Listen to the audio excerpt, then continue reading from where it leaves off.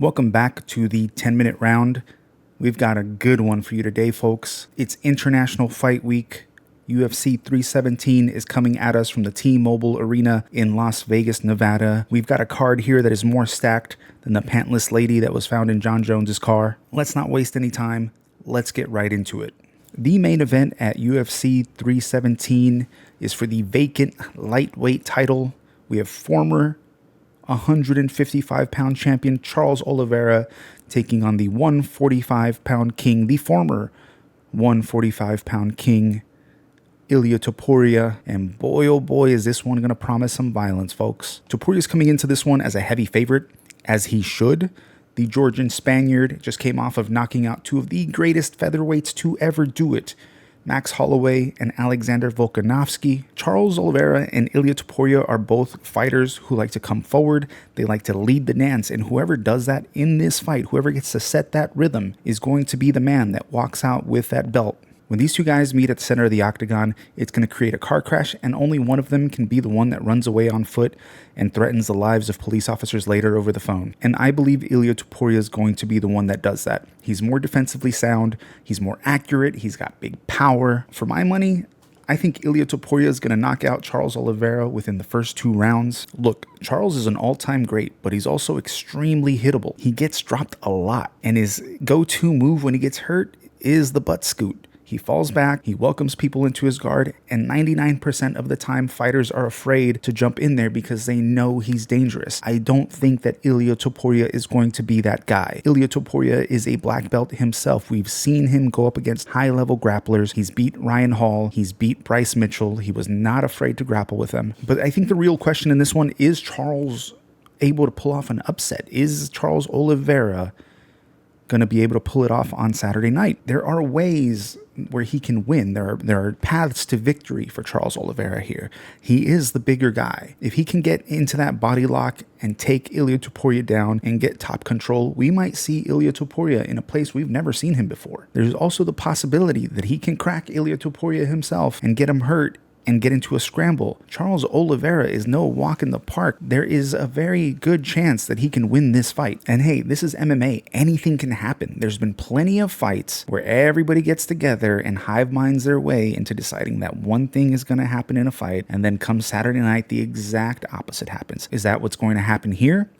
I don't know. We're going to find out come Saturday night at UFC 317. In the co-main event, Alexandre Pantoja, the flyweight champion, is defending his belt against Kai Kara-France. Pantoja has been on an absolute tear. He's beaten everyone the flyweight division has to offer. There is a reason Kai Kara-France is getting this fight off a 1-fight winning streak. We've simply run out of options. At this point, any sane person has to pick Pantoja to win. It's not always the prettiest, but the dude just has that dog in him. He just finds a way to win. And mixed with his elite grappling, he's able to win enough rounds to get him the decision at the very least. But I gotta say, I like Kai Kara-France's chances here. One thing that Kai Kara-France brings to the table that I feel like a lot of the recent opponents that Pantoja has faced haven't had is he has real one-shot knockout power. And Pantoja is very hittable, especially in the later rounds when he looks like he's running out of gas. And you know what they say, every fight, every round starts on the feet. Kai has also been waiting a long time for his title shot. He's hungry. He's going to come in prepared. He is dangerous. That's what makes this fight so interesting. I'm really, really looking forward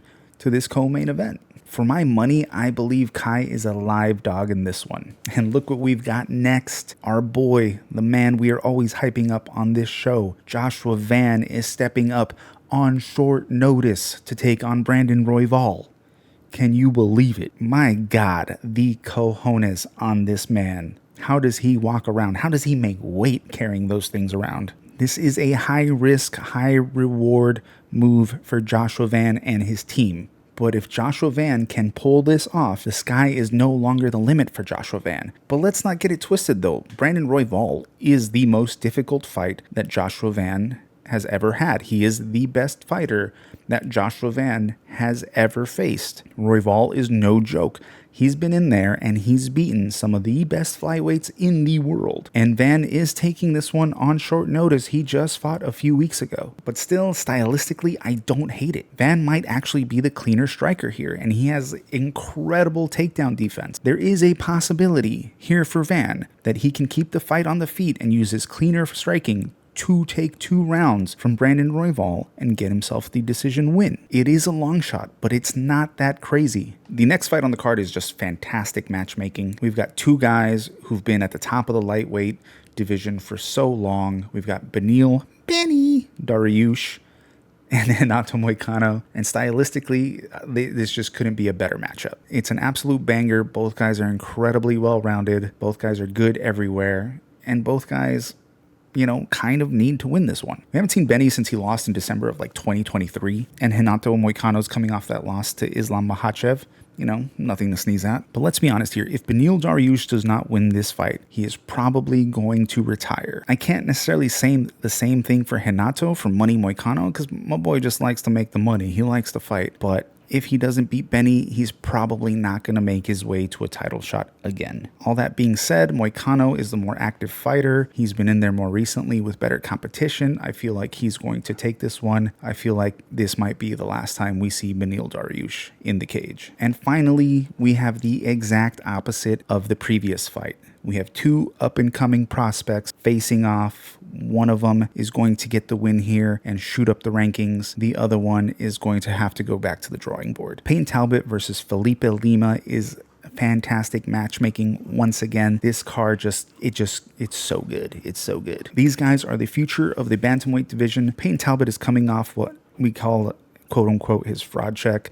He got out wrestled for 3 rounds against Barcelos. Meanwhile, Felipe Lima has never lost in the UFC. In fact, his only loss was in his pro debut. He's on a 14-fight win streak. It's going to be interesting what we see from Payne Talbot in this one. The hype train might have slowed, but impressive showing here can get us right back on track. Felipe Lima is no bitch. This is just a great opener for the card. I'm incredibly impressed with this card. So that's it for this one. We got a lot of good stuff going on this card. We're going to come up with a new lightweight champion. We're going to see if Kai Kara France can get it done. We got some veterans. We got a potential #1 flyweight contender coming out of this one. We got some prospects. It's just a great card for International Fight Week. The UFC did a bang-up job for this one. If you enjoyed this breakdown, hit the like button. Drop a comment below. Let me know what your picks are for this card for International Fight Week. And that's it. I'll catch you next week. Peace.